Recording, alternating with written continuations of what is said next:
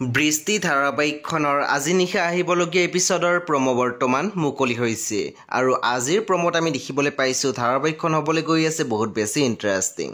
বলকচোন চাওঁ আজিৰ প্ৰমোত কি দেখিবলৈ পাইছোঁ। আজিৰ প্ৰমৰ প্ৰথম ভাগত আমি দেখিবলৈ পাইছোঁ চক্ৰৱৰ্তীয়ে বাবাক কৈ আছিল তই পুলিচৰ লগ ল'ব নালাগিছিল কিন্তু বাবা।